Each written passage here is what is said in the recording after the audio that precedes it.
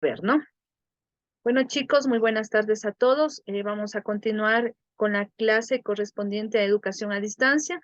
En esta oportunidad vamos a analizar específicamente lo que son antecedentes, la modalidad híbrida y en línea, las teorías de aprendizaje en línea, que es algo fundamental, el modelo educativo, el modelo pedagógico y el modelo tecnológico. A su vez, el diseño instruccional con el cual trabaja la universidad en estas modalidades, los roles de los actores que hemos venido ya analizando en el transcurso de todo, bueno, de todas estas clases en cuanto a lo que es educación a distancia, retos y desafíos. El objetivo precisamente es reflexionar la importancia de la modalidad híbrida y en línea como una oportunidad para la transformación digital e innovación educativa en la UEB, en la Universidad Estatal de Bolívar. Bueno, hemos venido ya analizando todas estas modalidades y hemos determinado que precisamente el estudiante es el principal actor, ¿no? De su propio aprendizaje. Entonces, este tipo de modalidades está centrada en el estudiante. Recordemos que el estudiante es el responsable de llevar su proceso pedagógico, de su proceso formativo. Ya, como antecedentes tenemos los siguientes puntos. El sistema de educación superior requiere incrementar nuevos cupos para el acceso a ecuatorianos, residentes y no residentes en el país y para extranjeros residentes en el país. Bueno, anteriormente, específicamente el sistema, el CENACYT, ¿no? La CENACYT se encargaba de asignar cupos a los diferentes aspirantes a las entidades educativas universitarias. Pero como ustedes saben, este proceso ya pasó a manos de las universidades, pero conjuntamente con el CENACYT, ¿no? Con la CENACYT. En el primer semestre del año 2022, la CENACYT ofertó 120.317 cupos. Miren, de los cuales el 81% son presenciales y el 24% son en línea. Las nuevas modalidades híbridas y en línea aún son incipientes. Entonces, podemos aquí observar una relación. Sí que del total de cupos ofertados, el 81% fueron para la modalidad presencial y el 24% para la modalidad en línea. La pandemia puso al descubierto nuevas modalidades de estudio requeridas para atender otras ocupaciones personales. Recordemos que durante todo el tiempo que se consideró a la pandemia, todas las entidades, sean de nivel superior, nivel primario, secundario, educativas, obviamente, utilizaron nuevas modalidades de estudio para llevar su proceso formativo, ya que no se podría hacer en forma presencial. Entonces, obviamente, acudieron específicamente a lo que es la modalidad en línea, ¿no? Utilizando medios tecnológicos para poder llevar este proceso de aprendizaje.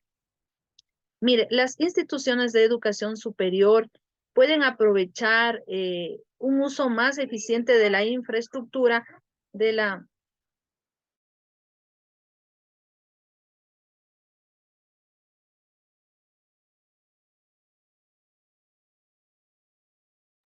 Bueno, las instituciones de educación superior pueden aprovechar un uso más eficiente de su infraestructura física y tecnológica. Obviamente, todas estas instituciones cuentan con una infraestructura tecnológica y obviamente física, ¿no? ¿Y por qué no aprovecharla para estos procesos de aprendizaje? Así como también otorgar al estudiante una mayor libertad de configurarse, bueno, aquí lo comparan, ¿no? Como un traje a medida en un proceso de aprendizaje. Bueno, si nosotros hacemos un poquito de memoria, podemos recordar o podemos identificar específicamente que eh, cuando hablamos de estas modalidades de a distancia, en línea, obviamente permiten al estudiante poder llevar un ritmo de aprendizaje, ¿no? Su propio ritmo de aprendizaje en base, bueno, a su disponibilidad de tiempo o a otras posibilidades. La transformación digital 4.0 está obligando a las instituciones de educación superior a un proceso de digitalización basados en la computación y en dispositivos móviles, con la finalidad de maximizar y optimizar los procesos sustantivos de la universidad.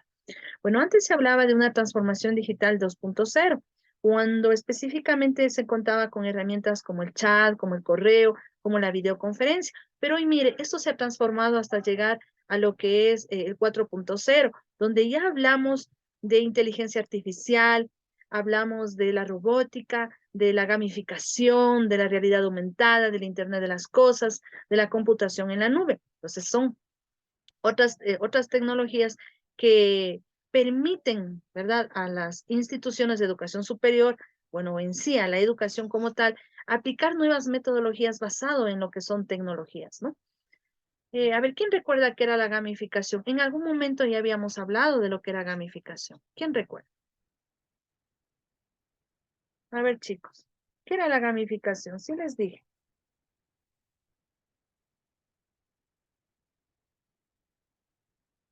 Carlos, No, no me acuerdo, Inge. a ver, ¿alguien? A ver, cuando decíamos nosotros gamificación, precisamente habíamos comentado que es un método, una técnica, un proceso, como quieran llamarlo, donde incluimos específicamente las características de los juegos en el proceso de aprendizaje. ¿Sí recuerdan? ¿Sí? En el proceso de aprendizaje. Por ejemplo, ¿qué características tienen los juegos? Colores, animaciones, eh, Juegos de estrategia. imágenes, inclusive tienen puntuaciones, ¿verdad? Entonces, algo como que incentiva, en este caso, estas características en el proceso de aprendizaje. Los estudiantes dejan de ser pasivos, comienzan a ser más activos, se despierta el interés. Entonces, eso es la gamificación. Trae las características específicas de los juegos a los procesos educativos, ¿no? ¿Sí? La realidad aumentada, también les había comentado que la realidad aumentada consistía en la unión, ¿no? De la realidad con lo virtual, ¿sí? Utilizando diferentes aplicaciones o apps y también en dispositivos como por ejemplo un móvil. Pero más adelante, ya cuando pasemos al segundo parcial, les voy a indicar algunas de estas herramientas, ¿no? Vamos a ver algunas de estas herramientas para que usted pueda identificarlas. Listo. Y aquí encontramos las modalidades de estudio. Esto también ya lo hemos venido viendo en clases anteriores, como es la forma presencial, la semipresencial, a distancia, la dual, en línea, híbrida. ¿Sí? Bueno, todas estas obviamente se diferencian por sus pesos en porcentajes, ¿no? En cuanto al contacto con el docente, al práctico experimental. Recuerde que en cada una de estas modalidades, estos factores o estos indicadores tienen un peso en porcentajes. ¿Sí? En el caso de la presencial, obviamente el porcentaje que va a tener más peso es en el contacto con el docente, ¿sí? Por eso hablamos de la presencialidad. Mire, aquí encontramos una modalidad de estudio también llamada dual. ¿Qué características tiene? Específicamente, tenemos un 50% práctico y un 50% teórico, ¿sí? Esa es la característica de esta modalidad dual. Bueno, en línea ya lo sabemos, ¿no? Utilizando específicamente herramientas tecnológicas, la web, etcétera. Híbrida, también llamada mixta, combina algunas de estas modalidades, por ejemplo, la modalidad presencial con en línea, la modalidad a distancia con línea, bueno, etcétera, ¿no? Eso vendría a ser lo que es una modalidad híbrida. Aquí podemos observar un modelo educativo híbrido online de la Universidad Estatal de Bolívar, propuesto en el año 2022, ¿sí? ¿Qué observamos aquí? Vamos a analizarlo, ¿no? Tenemos 4 aspectos fundamentales, como usted lo puede observar. Los estudiantes, que serían el aprendizaje centrado en el estudiante como tal. Tenemos el docente, tutor o autor. Sí, recuerden que el docente en esta modalidad se convierte en un tutor, en un mediador, y otro aspecto fundamental son los procesos de investigación y de vinculación. Bueno, cuando ustedes ya ingresen también a la universidad, bueno, a primer año y a la carrera como tal, ustedes van a trabajar en estos procesos de investigación y de vinculación. Y también encontramos la institución, ¿no? Que es una parte fundamental. En la parte central, como usted observa, tenemos el sistema curricular y tenemos el medio que me va a ayudar a mí a llevar el proceso educativo híbrido online. ¿Cuál va a ser? Un entorno virtual de aprendizaje. Sí, entonces aquí se incluye todas las herramientas necesarias o tecnológicas para llevar el proceso formativo. Por ejemplo, el entorno virtual de enseñanza-aprendizaje, el EBA, que lo hemos venido utilizando, ¿no? Y que nos sirve o que viene a simular una aula, ¿sí? Es como que estuviéramos en la presencialidad y en vez de estar físicamente, utilizamos este medio para llevar el proceso formativo. Tenemos aquí el modelo educativo semipresencial y virtual de la UEB en el año 2022. Mire, el modelo educativo precisamente lo que estipula es que sea centrado en el estudiante y obviamente centrado en el estudiante, lo que conlleva un modelo humano cultural de la UEB. que combina obviamente la parte social con la parte cultural, ¿no? Haciendo o permitiendo que los estudiantes apliquen, ¿sí? Los diferentes valores, la parte ética, etc. Esto se basa en dos teorías fundamentales, la teoría del distanciamiento transaccional de Moore y el aprendizaje significativo de David Ausubel, ¿sí? Lo que conlleva específicamente a trabajar eh, con dos apartados, ¿no? O teorías, como es el constructivismo de Piaget y el conectivismo de Siemens. Bueno, estos autores, mire, que estoy nombrando, se los escucha o se los analiza, ¿no? Siempre en la parte educativa. Siempre nos hablan de la parte educativa. ¿Sí? Pero, ¿qué será el constructivismo? Mire, su misma palabra nos está diciendo. Construir nuestro propio aprendizaje, construir nuestro propio conocimiento, ¿sí? A partir de diferentes factores. El conectivismo es una teoría, en cambio, que nos permite entender cómo los individuos, cómo los alumnos, cómo las personas pueden aprender mediante elementos tecnológicos, ¿no? Como por ejemplo el Internet, ¿sí? Entonces, ¿cómo estamos nosotros aprendiendo en esta era digital? Vamos a analizar esta teoría de la distancia transaccional. ¿Qué será la distancia transaccional? Es la distancia cognitiva entre el docente y el estudiante. Como podemos observar aquí en la gráfica central, tenemos, bueno, en la parte central la distancia transaccional y en cada uno de sus lados de la gráfica tenemos el diálogo, la estructura y la autonomía. Entonces, este autor con la teoría de la distancia transaccional nos dice, a mayor diálogo, menor distancia transaccional. ¿Sí? Entonces, debe existir mayor diálogo entre los autores de este proceso. ¿Sí? Mayor estructura es igual a menor diálogo, pero hay más distancia transaccional y se requiere más autonomía.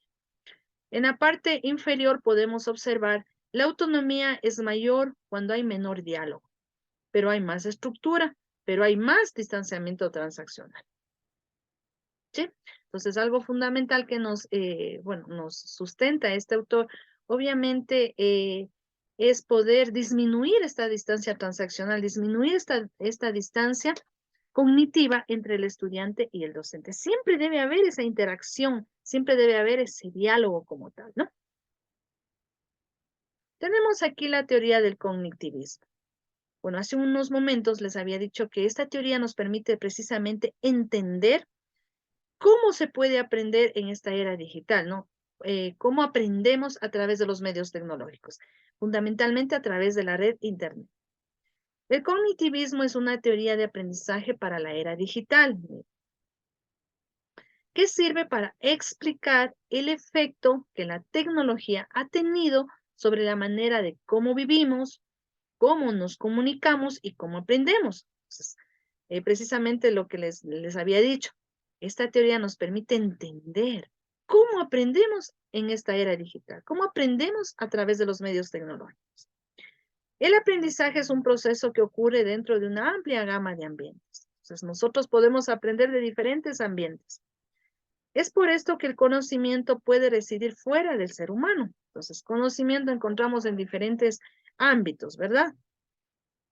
¿Qué observamos aquí en esta imagen que tenemos? ¿Qué les estoy indicando? ¿Qué observa usted? ¿Cómo lo interpretamos? ¿Cómo lo reflexionamos?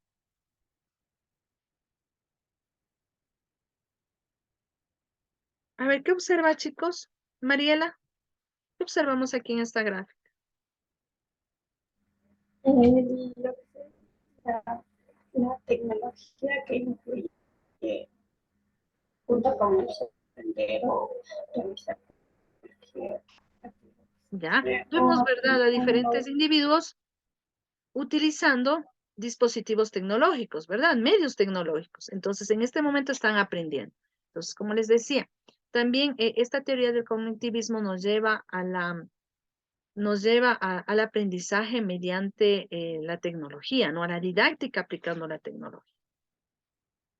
Aquí en esta gráfica podemos observar lo siguiente, mire, el individuo se busca una red, puede ser el Internet, alimenta la información, retroalimenta la información de la red y provee un nuevo aprendizaje. Bueno, aquí encontramos en cambio la teoría del constructivismo. Tenemos tres autores muy nombrados en el campo educativo, ¿no? Entonces, cuando ustedes analicen, escuchen el campo educativo, siempre los van a nombrar. A Piaget, a Vygotsky y a Husserl, ¿sí? Son tres percursores de la teoría del constructivismo y obviamente que nos conlleva a lo que es la educación.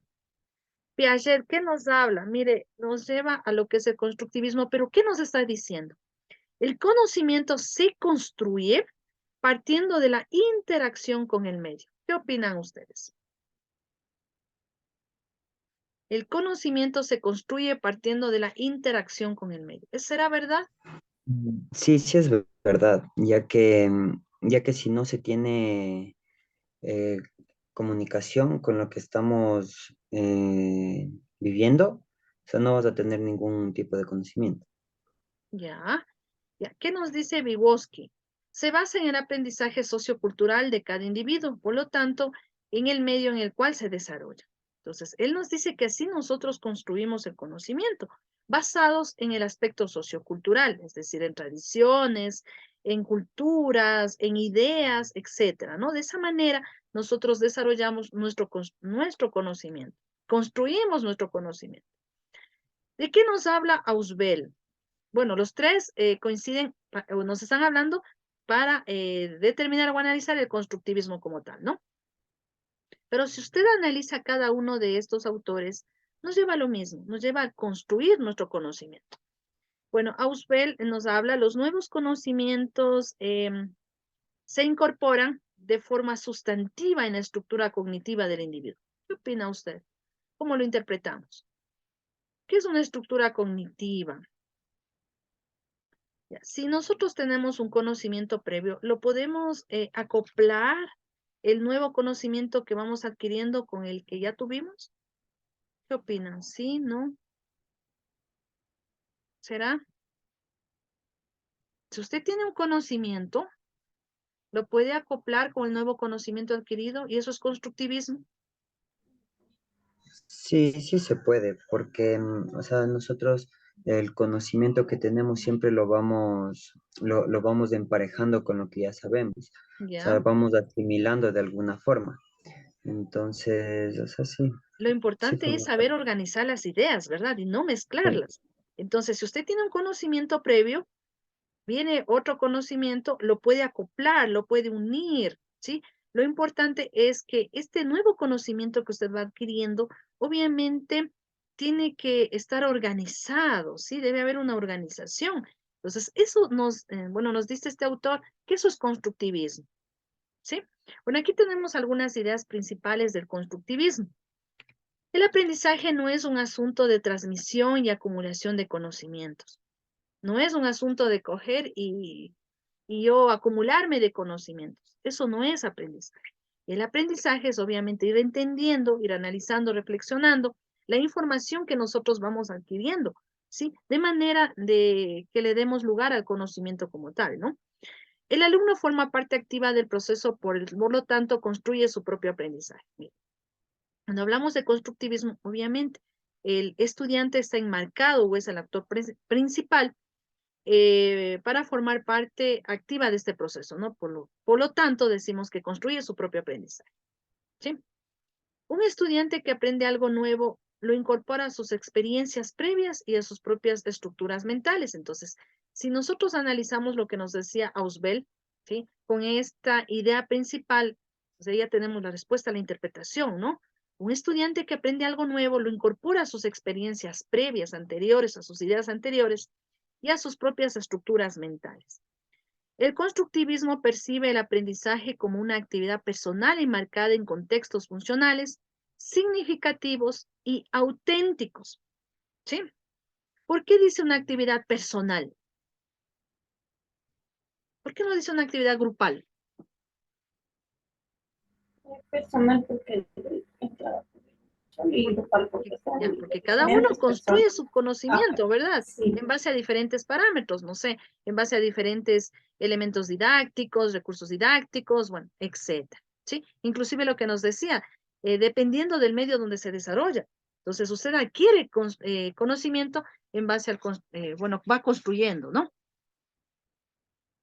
Tenemos aquí el construccionismo según Seymour. Él propone la siguiente idea, ¿no?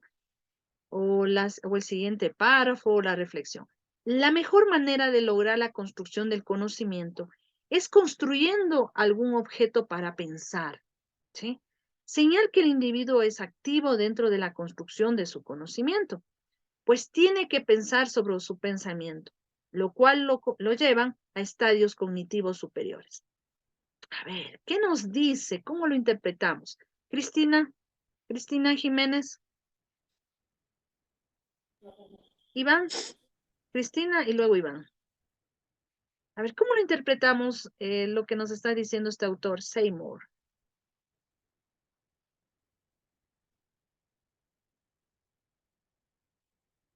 Iván y luego Cristina, ¿no?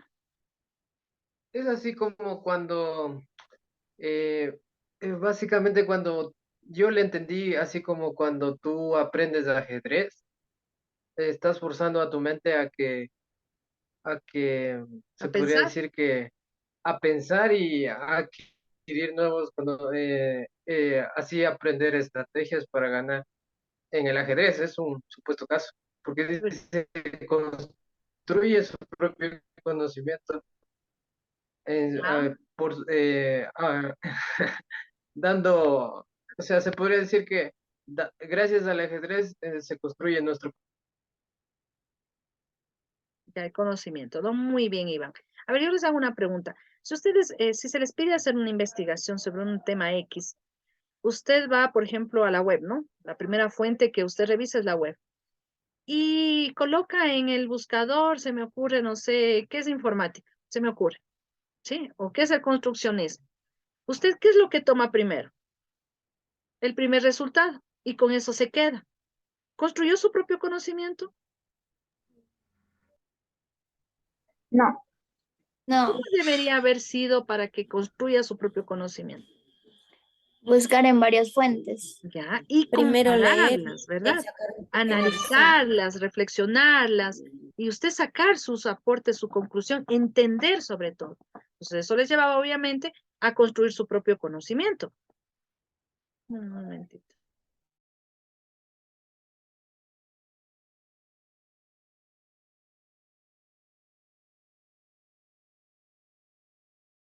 Ya, entonces está claro, ¿verdad?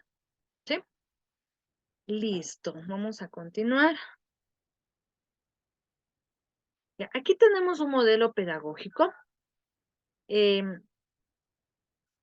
donde tenemos específicamente 5 ejes fundamentales. El profesor o autor o tutor, la tutoría, los diferentes recursos didácticos y las metodologías de aprendizaje que conlleva una evaluación sistemática continua. Si observamos en la parte central se encuentra el estudiante, ¿no? Ya habíamos dicho que estas modalidades precisamente están fundamentadas en el aprendizaje del estudiante. Tenemos un modelo tecnológico, bueno, aquí se involucra obviamente todas las herramientas tecnológicas que serán utilizadas en el proceso de aprendizaje. Como usted observa, sigue apareciendo el estudiante como eje central, el entorno virtual de aprendizaje, todas las tecnologías que van a ser utilizadas durante este proceso. Tenemos un sistema curricular tomando en cuenta los 3 aspectos fundamentales, ¿no? El aprendizaje en contacto con el docente, el aprendizaje práctico experimental y el aprendizaje autónomo. se le escucha cortar, ¿No se me escucha? cortar. ¿Todos me escuchan, chicos? Sí, se le escucha. Bueno, aquí tenemos el modelo tecnológico de la universidad, es decir, la infraestructura y la topología de red, tanto para el aspecto académico, administrativo de la Universidad Estatal de Bolívar. ¿Sí? Por ejemplo, tenemos aquí lo que es CEDIA, bueno, la universidad trabaja con la red CEDIA, por ejemplo, para proporcionar el servicio de Zoom, ¿no? Lo que estamos trabajando el día de hoy, entre otras aplicabilidades que se le da. Podemos observar también los diferentes equipos físicos como servidores. Servidor para web, servidor para para el correo electrónico, servidor específicamente para la plataforma virtual, ¿sí? Encontramos la red de área local, ¿sí? Para diferentes estamentos o departamentos, para las facultades de ciencias administrativas, educación, salud, jurisprudencia, biblioteca, bueno, barrio universitario, entre otros, ¿no? Aquí podemos resumir en una forma gráfica la infraestructura y topología de la red académica. No vale también mencionar algunas aplicaciones que son utilizadas durante este proceso, que se puede utilizar, ¿no? Durante este proceso de aprendizaje, entre otras que existen, ¿sí? Bueno, tenemos aquí específicamente para la comunicación sincrónica, bueno, en el aspecto docencia, para poder llevar las clases en forma virtual, como lo estamos haciendo en este momento. Recordemos que al hablar de comunicación sincrónica, estamos hablando de una comunicación en tiempo real, ¿sí? Uno de las aplicaciones, bueno, muy utilizadas o más amplia utilizadas es Zoom. También tenemos a Google Meet.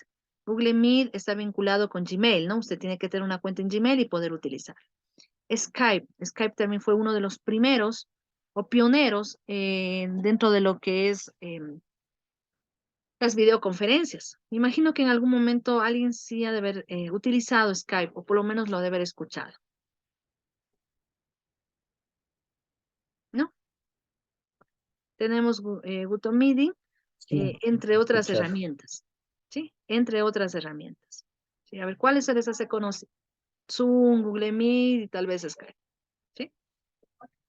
Tenemos aquí gestores de aula específicamente como plataformas virtuales de enseñanza-aprendizaje, ¿no? Sistemas de administración de aprendizaje. Algunos ejemplos de este tipo de herramientas, Moodle, que es muy, muy utilizado, específicamente nuestra plataforma está basada en esta, ¿no? En Moodle. Tenemos Edmodo, Google Classroom, me imagino que esta sí la han escuchado, inclusive la han de haber utilizado. Tenemos Microsoft Teams, Canvas, Blackboard, bueno, entre otro tipo de herramientas específicamente utilizadas como gestores de aula. Herramientas de interacción, mire, tanto para la docencia como el aprendizaje, nos vamos a nombrar algunas. Miro, ¿para qué servía Miro? ¿Quién recuerda? ¿Para qué era Miro? Para hacer como nosotros hacer trabajos conceptuales y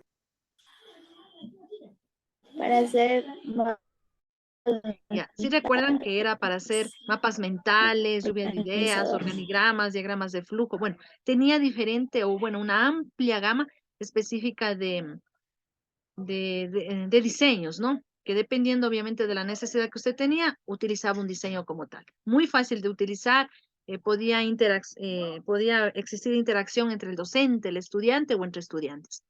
Otra de las herramientas también muy conocidas es Google Drive. Imagino que en algún momento también ustedes lo utilizaron. Google Drive está vinculado con Gmail, ¿no? Usted tiene que tener una cuenta en Gmail para poder utilizar. Existe una amplia gama de herramientas que podemos nosotros utilizar. A más de guardar o de permitirme almacenar información o documentos, también me permite, por ejemplo, la creación de documentos, me permite creación de formularios para encuestas, bueno, diferentes herramientas que tiene Google Drive. ¿Sí? Tenemos algunas también como Min, Classroom Screen. Bueno, aquí nombramos algunas de estas herramientas que pueden ser utilizadas. No son las únicas, pero bueno, las estamos nombrando, ¿no? Encontramos, tenemos software de apoyo para la investigación. Entonces, algunas herramientas, todas estas tenemos en la web, ¿sí? Zotero, Mendeley, inclusive para lo que son referencias bibliográficas, la referencia, RStudio, Turnitin. No sé si alguien tal vez utilizó Turnitin. ¿Ha utilizado o ha escuchado por lo menos? ¿No? Bueno, esta herramienta específicamente se utiliza para poder determinar el nivel de duplicidad o inclusive de plagio, ¿no? Cuando escribimos un documento, recuerde que siempre debemos poner citas bibliográficas, ¿no? Si en caso contrario, se lo considera como plagio, ¿no? Porque nosotros no hemos escribido eso. Entonces, esta herramienta precisamente es para encontrar el nivel de plagio, ¿sí? De igualdad inclusive. Entonces, nos da un reporte en porcentajes. Entonces, muy utilizado para el proceso de investigación. Otras herramientas que vale mencionarlas, tenemos Scopus, Cielo, Latindex, ¿sí? Para artículos científicos, revistas científicas, Google Académico, bueno, entre otras herramientas. Gestores para trabajo en equipo colaborativo, una de estas herramientas también muy utilizadas es Trello. Trello es utilizada para proyectos, para planificación, bueno, y obviamente permite trabajar en equipo, ¿no? Tenemos Asana, por nombrar otras herramientas. Para el desarrollo del profesorado, es decir, para su formación, no solo de profesorados, inclusive de los estudiantes, tenemos una herramienta llamada Coursera, ¿no? Un sitio donde nos oferta diferentes cursos, bueno, unos son gratuitos, otros son pagados, pero nos permite obviamente el desarrollo como tal. Tenemos Penser, MiAreaDax, bueno, edX, entre otras herramientas. Gestores de evaluación online, ¿sí? Para realizar test online, ¿no? Exámenes online, evaluaciones online.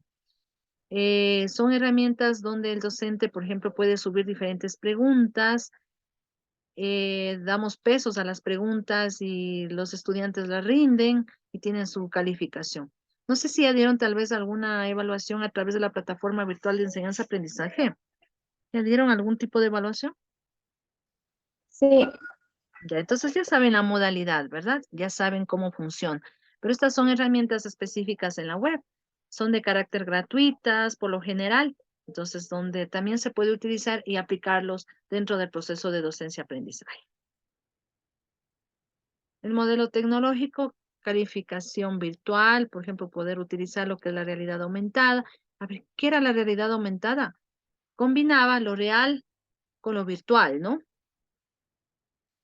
Y llegamos a lo que es el diseño instruccional con el cual trabaja la universidad. Trabajamos con la metodología, bueno, se trabaja con la metodología PASIE, cuyas, bueno, esas son siglas, ¿no? Que significa presencia, alcance, capacitación, interacción y el learning. ¿Me recuerda qué era e-learning? ¿Qué era e-learning? Eso ya vimos. bueno, ¿Cómo? un medio de aprendizaje de modalidad Ya, virtual. ¿pero qué era? Aprendizaje En línea. electrónico, ¿no? Aprendizaje electrónico. ¿Sí? Entonces vamos a dar una pequeña reflexión. A ver.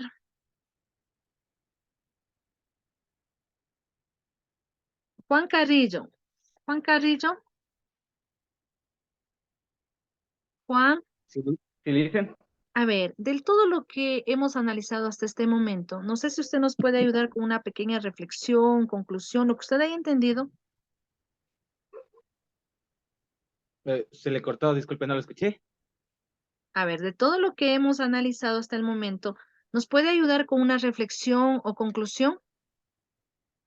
Sobre la educación a distancia. Ya, de lo que he escuchado en la clase del día de hoy. Hemos hablado de las teorías para el aprendizaje en línea, ¿no? También de algunas Es que herramientas. yo entré tarde, dicen. Yo entré tarde por lo que vi el mensaje tarde. Bueno, pero lo que usted crea,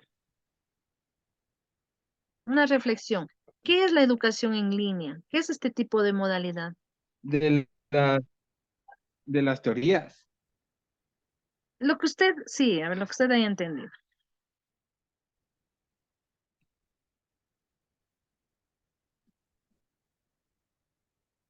¿Alguien que nos ayude? Es donde el estudiante va con... Sí, le escuchamos. A ver, lo que yo entiendo es lo que el estudiante va con, o sea, camino de...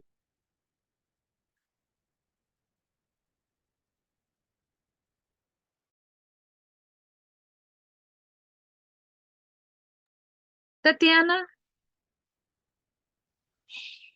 Sí, dígame, dice. una reflexión, una conclusión. Del tema. Igual yo entré tarde, pero así de lo que es del estudio en línea se refiere a que el estudiante mide su tiempo, su capacidad y para poderse educar y así aprender por sus propios medios a través de una plataforma y con los recursos que a los profesores o el tutor le requiere en cierta materia. Ya. Lady, Yo lo que entendí era sobre las teorías del aprendizaje en línea. Una teoría dice la teoría de a la distancia transaccional. La otra teoría es teoría del reconstructivismo y la teoría del conectivismo. Eso, Liz. eso, muy bien. Jonathan,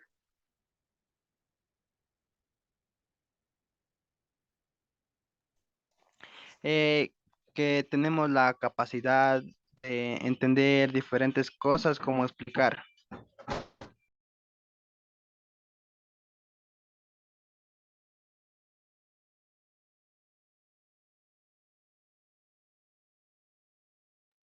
listo, chicos, está entendido, ¿verdad?